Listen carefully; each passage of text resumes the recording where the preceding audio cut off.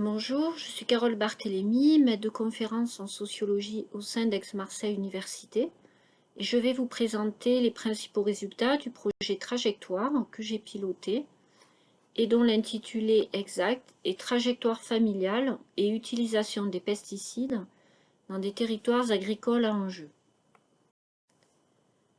L'objectif de ce projet s'inscrit dans un domaine de recherche assez fourni aujourd'hui qui interroge les difficiles changements des pratiques agricoles en matière d'usage des produits phytosanitaires. Plutôt que de nous intéresser à la notion de résistance au changement, nous avons choisi de réfléchir à la notion de trajectoire que nous avons conceptualisée à travers trois perspectives. La première concerne les trajectoires familiales des agriculteurs. On s'est demandé si au sein des familles entre générations, il y avait des changements de pratiques, des changements de représentation au sujet des produits phytosanitaires et s'il y avait des débats au sein des familles à ce sujet. La seconde perspective de la notion de trajectoire concerne des trajectoires que je dirais matérielles, des pesticides, de leur diffusion dans le milieu et dans le temps, et comment ces inscriptions spatiales et temporelles jouent aussi sur un potentiel changement de pratique. Enfin, la dernière perspective que l'on a travaillée est celle des trajectoires territoriales. Et ce qui nous intéressait, c'était de réfléchir aussi à la manière dont les territoires se transforment en termes agricoles et comment ces transformations viennent interroger les pratiques des agriculteurs. Pour faire ce travail, on s'est posé une hypothèse centrale. L'échec comme le succès des dispositifs de réduction de l'utilisation des pesticides sont liés aux trajectoires familiales et territoriales des agriculteurs. Et pour ce faire, nous avons mis en place un consortium entre sciences sociales et sciences de l'environnement. On a mis en place une méthodologie comparative entre 4 territoires agricoles, le Beaujolais pour la viticulture, ainsi que le Cœur d'Hérault, qui est une communauté de communes au nord de Montpellier, un terroir d'arboriculture, Nord-Alpie, au nord des Bouches-du-Rhône, bordé par la Durance, et enfin le territoire d'agriculture céréalière, la Camargue, et les Alpilles Sud pour l'oléiculture.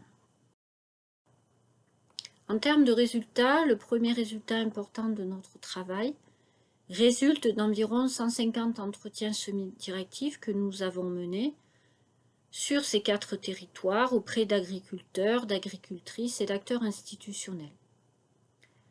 Ces enquêtes permettent de montrer 2 résultats majeurs qui sont interdépendants.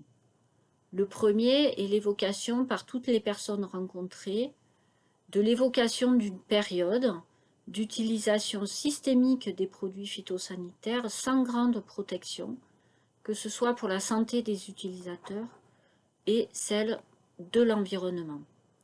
Alors si on n'a pas été étonné du début de cette période, à savoir l'après-guerre, on a pu s'interroger sur le fait qu'on ne sait pas bien, en tout cas on est certain que cette période systématique n'est pas terminée pour tout le monde, mais en tout cas qu'il y a eu vraisemblablement une prise de conscience il y a 10 ou 15 ans, pour la majorité des personnes rencontrées.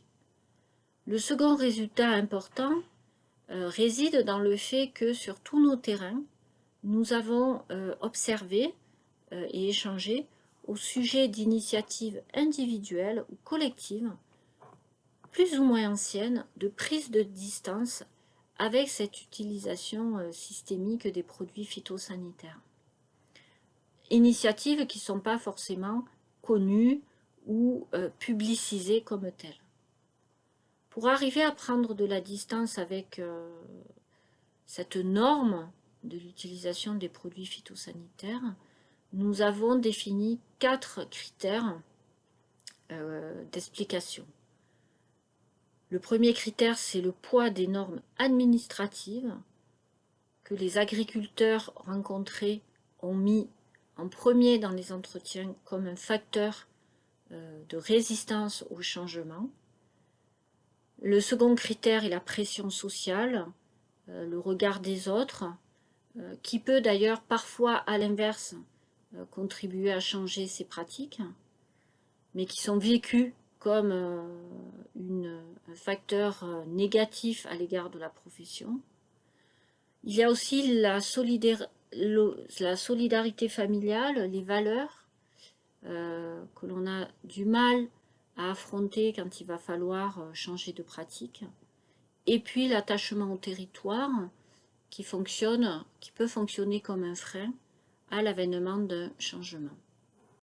Le second résultat que je souhaite mettre en valeur est le fait que ce projet a généré un dialogue interdisciplinaire entre des chercheurs en sciences de l'environnement qui travaillent sur la diffusion des pesticides dans l'eau et l'ergotoxicologie. Et pour une fois, ce sont ces chercheurs en sciences de l'environnement qui sont venus dans notre propre logique disciplinaire pour essayer de comprendre comment on travaillait, comment on réalisait des enquêtes et qu'est-ce qu'on faisait de ces matériaux issus des entretiens semi-directifs. Donc on a tenté une méthodologie exploratoire à partir des entretiens réalisés dans le Beaujolais. On a extrait ce qu'on appelle des verbatims, c'est-à-dire des extraits d'entretien qu'on avait choisis à partir de thèmes décidés ensemble au sujet des produits phytosanitaires. Et ensuite, ce sont les collègues qui les ont caractérisés avec leur propre regard.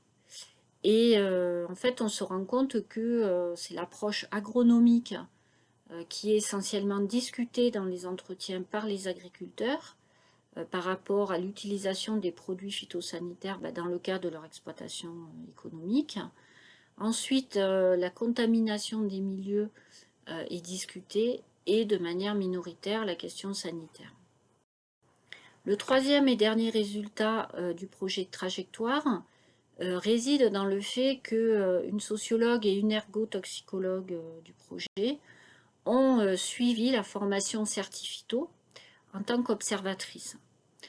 Nous avons mis en commun nos observations et nous arrivons au résultat suivant qui est de montrer les limites de ce dispositif qui est pensé de manière uniforme et qui pourtant s'adresse à des groupes sociaux très hétérogènes dans le monde agricole, entre des groupes sociaux dont le capital social, culturel et économique peuvent se permettre de juger la formation largement inutile, voire eux-mêmes disent en savoir plus que les formateurs ou les formatrices, et des groupes sociaux qui subissent d'une certaine manière cette formation, qui n'ont pas les capitaux idoines pour arriver à intégrer tous les éléments délivrés lors de la formation.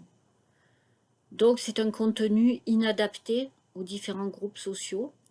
Nous pensons aussi que le dispositif Certifito ne laisse pas assez de place à l'expérience des formés. Il n'y a pas assez de temps pour que ces personnes s'expriment et puissent expliquer les difficultés qu'ils rencontrent pour mettre en place ce qui est réglementé. Et enfin, il y a une évaluation à terme qui est problématique car elle ne prend pas en compte la culture de l'utilisateur et ce qui serait important d'intégrer. En termes de contribution aux enjeux d'éco-phyto, nous avons pu mener à bien un travail dans une démarche systémique entre disciplines et qualitative pour accompagner l'action publique. Il nous importe de rappeler qu'il faut se positionner sur le registre des idées de la culture. Il nous semble important d'accompagner la transition de ces petites initiatives plutôt que de catégoriser le changement par des indicateurs quantitatifs. Toutes ces initiatives génèrent selon nous des savoirs et des savoir-faire qui seraient importants que les chercheurs considèrent pour co-construire des protocoles de recherche. Donc on espère que ce projet montre l'intérêt de ne pas seulement réfléchir en termes de modèles quantitatifs, mais de s'intéresser au récit des expériences et également d'embarquer des chercheurs en sciences de l'environnement vers les démarches des sciences sociales. En termes de valorisation et transfert des résultats, nous avons eu des publications dans des revues académiques, des articles de vulgarisation, des rapports de stage, pas mal de communication et des réalisations de vidéos dans le cadre notamment de Fêtes de la Science. Pour les perspectives, nous avons d'autres publications en cours. En parallèle de ce projet, avec une collègue F. Bureau-Point, qui est anthropologue au CNRS, qui travaille dans les pays du Sud, nous avons monté un réseau qui s'appelle SHS Pesticides pour partager nos informations et nous organisons annuellement depuis 3 ans un séminaire. Le prochain aura lieu à Bordeaux en mars sur exposer, s'exposer, être exposé, quelle approche en SHS. Nous comptons porter un projet Trajectoire 2 et enfin nous pensons que ce qui est important, c'est que ce projet Trajectoire qui porte la parole des agriculteurs permet aussi de montrer les limites d'une action publique et qu'il est nécessaire que la collaboration se fasse aussi entre chercheurs et action publique pour que cette action s'interroge sur son propre fonctionnement et son propre système de représentation pour mieux intégrer les approches systémiques et qualitatives. Et je termine en vous montrant l'ensemble des personnes qui ont participé au projet et je vous remercie de m'avoir écouté.